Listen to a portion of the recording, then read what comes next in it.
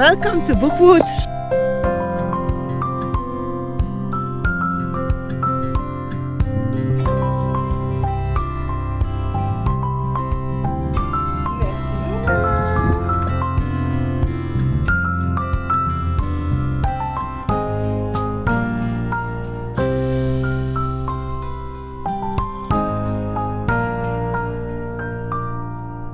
Hi, I'm glad you chose to spend some time with me. This is the second vlog for Game Night Athon. And since we are locked inside the house because of having no car and rainy days, in this vlog, my kids and I are going to present to you some of our favorite games with mazes. The first game we are going to play is Glorious Nights, and it is by Habba. This is a game that's for players 5 and older, and it has some very nice aspects. So I'm going to show you real quick, and after that we'll show you some clips of the game itself. So it comes with a board on which we are going to completely at random constrict a maze with these little tiles. And we will have a knight that starts from every corner, and his aim is to go all the way to the princess that has the same color by moving over the board. For that, the player, on which turn it is, will have to put on this blindfold, roll a dice, and then instruct the other players how to move through the maze, so they cannot move through the walls. It can be made a point easier if you let the players switch 2 tiles, unoccupied tiles, at the start of their turn before putting on the blindfold. You can also switch the tiles using these colored dice and switch a tile around the player of the color that came up with any other. And a Habba game would not be a Habba game if it was not possible to upgrade the difficulty of it so that it can live longer in your game library. And one of the first things that you can do is to add this little ghost. And this little ghost must not be touched by the player, and it will move or according to a number of steps of the dice, or just 3 steps in any direction accordingly the blindfolded player at the end of his turn. You can also add in the fact that you can use hidden doors, and on some of the tiles there is this little tapestry symbol, and a player that remembers that it's there can walk through that wall. We are going to play the basic version since we will be playing with Merin, Naoki and Niklaus.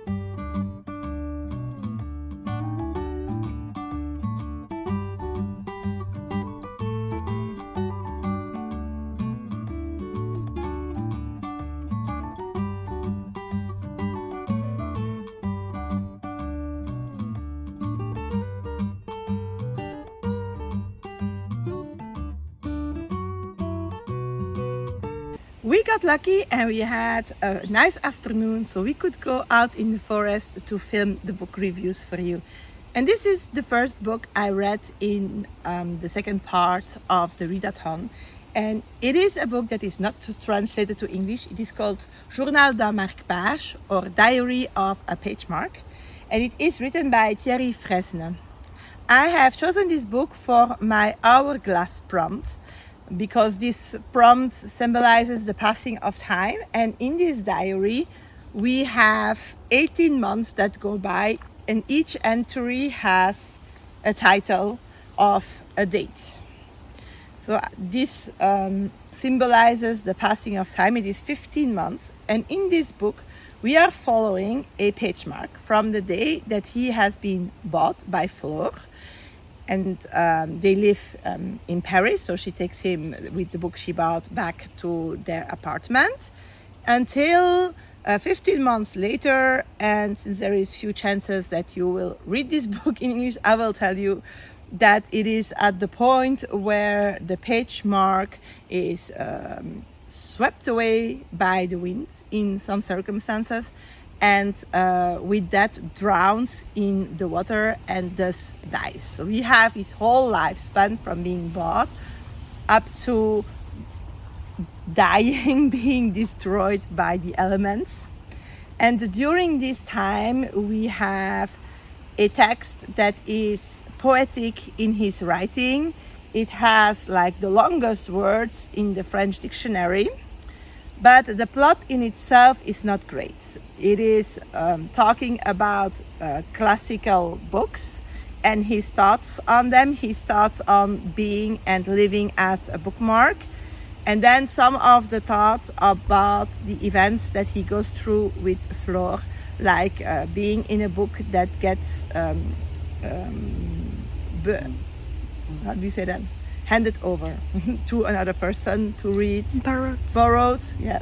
Thank you, Tilia. Borrowed to someone, and then he gets like stuck in this person's apartment, of the several trips they make together and what he gets to see of the cities they visit, about how the apartment is visited by some thieves and the traumatisms that it left to him. And the plot is not boring, but it's not palpitating. But then the page mark really doesn't go anywhere, or he just sees everything through the book, to the east part that sticks out of the book. So it is also some way quite creative. But I'm happy that I read this just for the thoughts and the writing style. The next game we want to show you is Le Labyrinthe Magique, or The Magic Labyrinth by Tijamik, in French. It is a game that is for players from 6 years old and up, and it is also a memory game. It is played in the box, where you have a structure like this, and the first thing you have to do is to create your own hidden maze by inserting these pieces into the base. This bag holds chips that show each of the symbols that are on the big maze. And these little guys are the pounds we are going to use. Okay, so each one of these is a magnet, I think it's called, and you will insert them under the board, trying to navigate the maze that's underneath it. Every player draws a chip and tries to make it through the maze to the spot of this symbol, then gains the chip, and we play until one player has 3 chips. To know how many spaces you move each turn, we have a dice. Let's just get into it. That will make things way more comprehensive.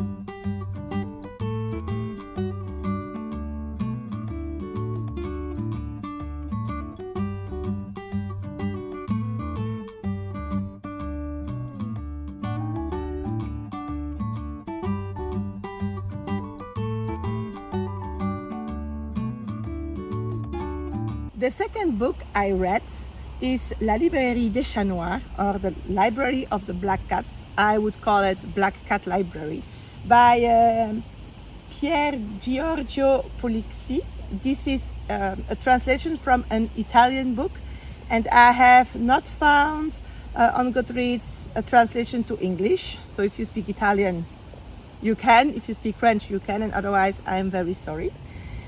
This book I have read for the POW prompt. So it's a POW print, and there are cats in it. They are on the cover. The bookshop is named after them. So I thought that would be a fitting book. This is a crime mystery in which we will follow some members of a book club that specializes in reading crime novels, is helping the Italian police to solve a murder mystery of we can call it a serial killer. I thought this book was very interesting. It is quite funny in the reading. We have a nice backstory for the person keeping the bookshop, the circumstances of the book club that's linked to this bookshop. And then we have some very interesting police officers conducting this investigation. The murders are, I must say, they are not gore, but they are quite cold and measured. They are not what is the focus on in this book. But if it triggers you, then be careful. And the twist in it, the resolution of the mystery were quite surprising and interesting. It is also a book that if you like to solve the mystery whilst reading, in this book you can't, because there are some pieces of information that we get in flashbacks after they are passed and when we have the result of the investigation. This is the first book in what's for now is a duology. There is a second book that has come out in Italian this year. It's not yet translated, but when it comes out, it will be on my wanting to read list. This was a very nice discovery. The next game we want to present to you is The Kingdom of Caratia. In France, it is edited by Castelmore. In this game, we will be creating a labyrinth for this rabbit to run through in his quest to collect carrots for the people in his kingdom. We will be hindered by some birds. It is a game that is played in 3 rounds and that combines rapidity with strategy. We are still new to this game, so we don't use the timers that go with it until all the kids have really understand how to build the maze and how to play it. This game is for players of 8 and older. We have noticed that 8 is a bit young, 10 is a better age, and it is from 1 to 6 players, so you can play it solo.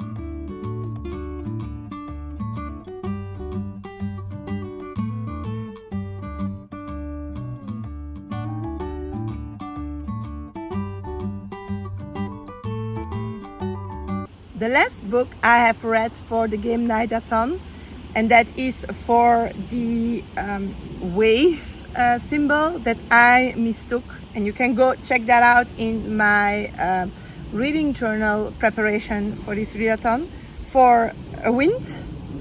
And thus I chose a book with winds, is La Tisseuse des Vents, which is a French book that has not been translated to any language, and you can translate the title to The Weaver of the Winds.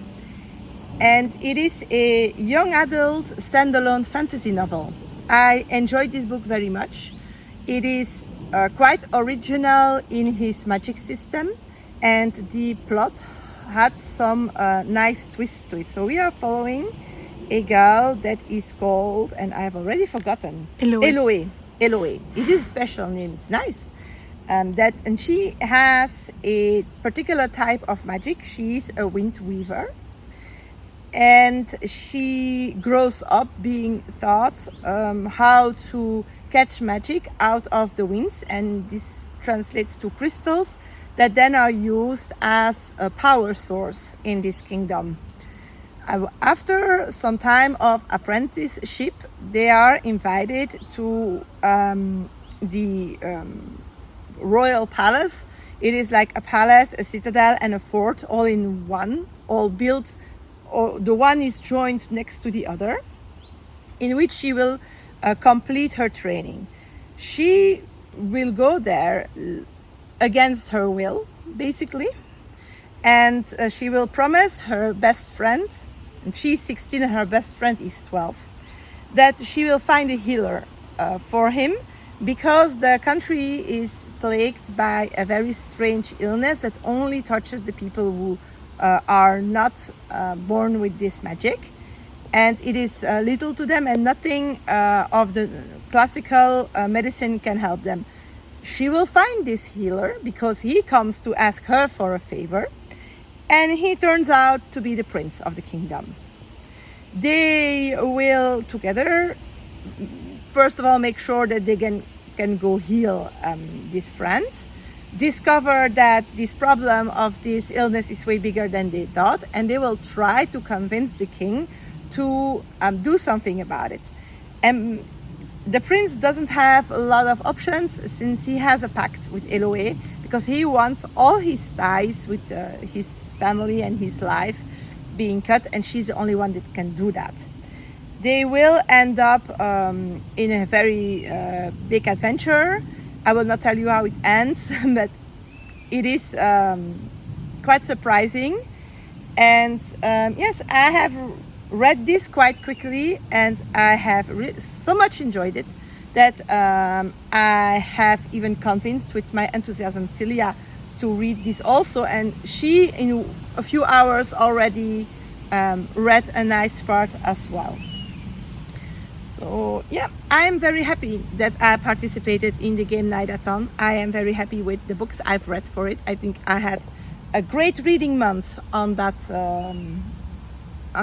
part, and I hope that you have had a great reading month as well. Feel free to leave your favorites under in the comments. We selected more games in our game library than is reasonable to show you in this video. So for the last one that we are going to present to you, the more adult ones, I had a poll up on the Discord of the Readathon and on my community tab on YouTube to ask you to pick out one of the 3 games that were left over. There was Chabyrinthe, there was Magic Maze, and Betwixt and Between. And there, after counting all the votes, we had a tie between Magic Maze, which is this one, and Betwixt and Between, this heavy box. So we made a spinning wheel to decide which game we are going to play.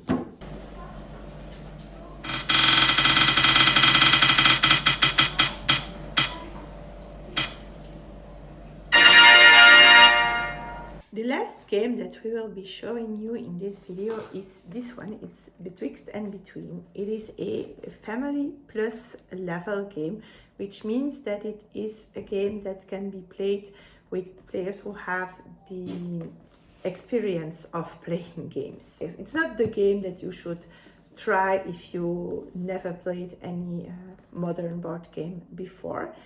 I considered this game as a maze game since we will be placing cards that gives actions to us, and we will need to find our way through them to be able to make all our spells work so that we can make the necessary rituals to gain our points.